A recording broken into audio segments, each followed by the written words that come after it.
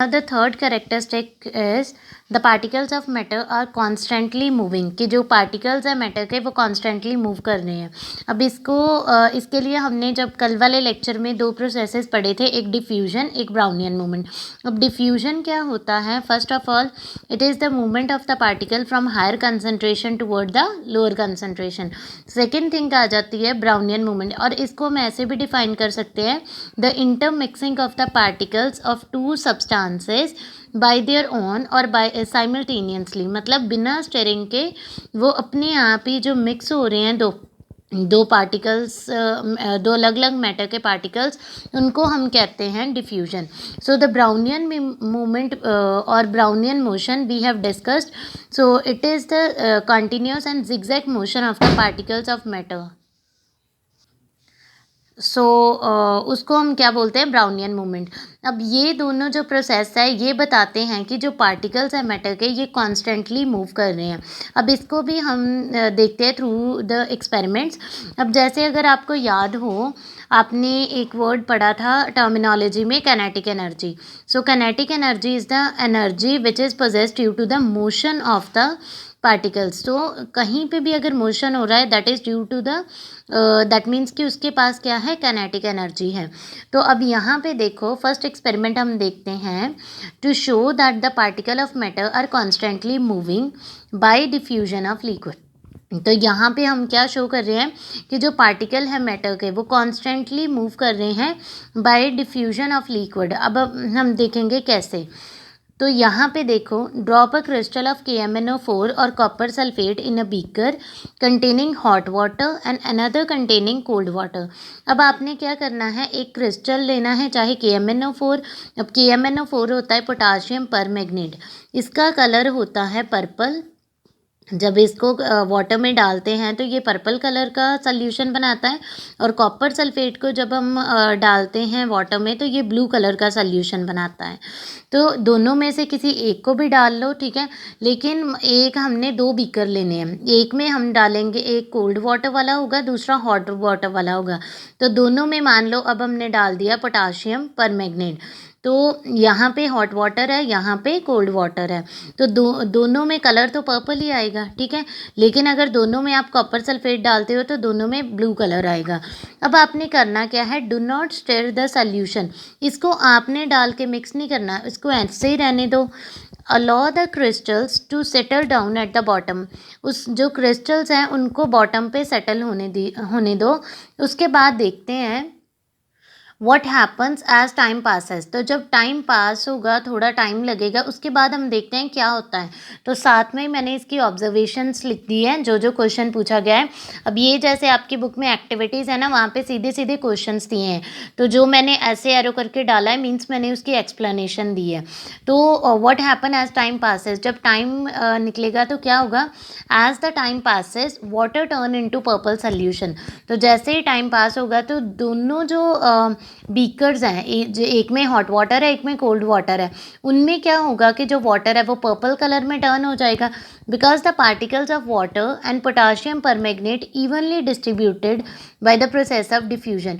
अब ऐसा क्यों हुआ, क्यों मतलब वो जो दोनों बीकर हैं उनका कलर जो है वो पर्पल हो गया जब पोटाशियम परमैंगनेट डालते हैं, क्योंकि जो वाटर के पार्टिकल्स हैं, लिक्विड मीन्स उसमें वाटर के पार्टिकल्स हैं, एंड KMnO4 के जो पार्टिकल्स हैं पोटाशियम परमैंगनेट के, वो इवनली डिस्ट्रीब्यूट हो जाते हैं through the process of diffusion. मतलब सबसे पहले क्रिस्टल जैसे ऐसे नीचे था, तो ये धीरे धीरे इवनली डिस्ट्रीब्यूट हो गया इनटू द वाटर।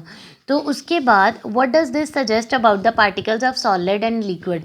अब ये क्या बताता है पार्टिकल ऑफ सॉलिड और लिक्विड के बारे में, दैट मीन्स कि इनके जो पार्टिकल्स है दे आर इन मोशन।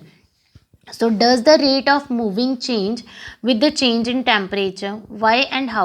अब वो कहते हैं कि क्या जो रेट है मिक्सिंग का दोनों बीकर्स में, वह एक में हॉट वाटर था एक में कोल्ड वाटर था, उसके बिहाफ पे ये पूछ रहे हैं कि क्या जो मिक्सिंग हो रही है वो चेंज होगी टेम्परेचर के साथ, अगर होगी तो कैसे एंड क्यों, ठीक है।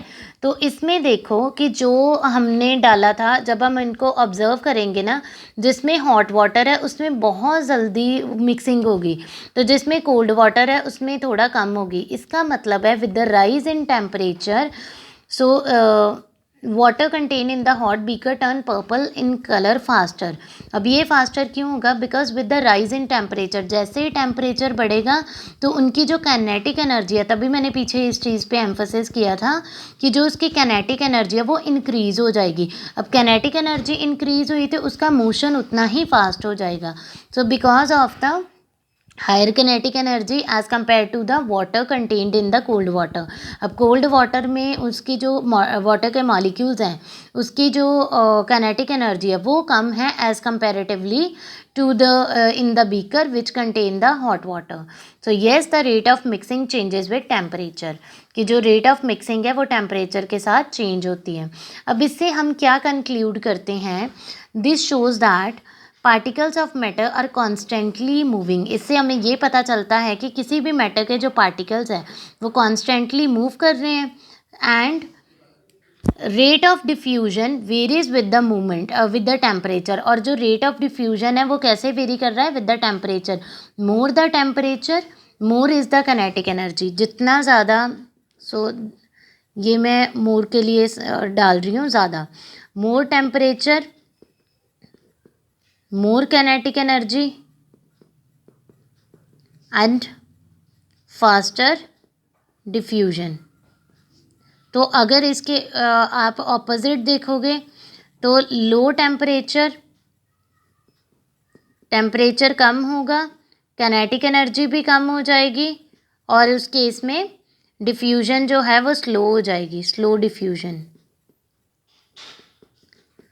सो इससे हमें पता चलता है कि जो पार्टिकल्स हैं वो पार्टिकल्स जो हैं वो कॉन्स्टेंटली मूव करते हैं।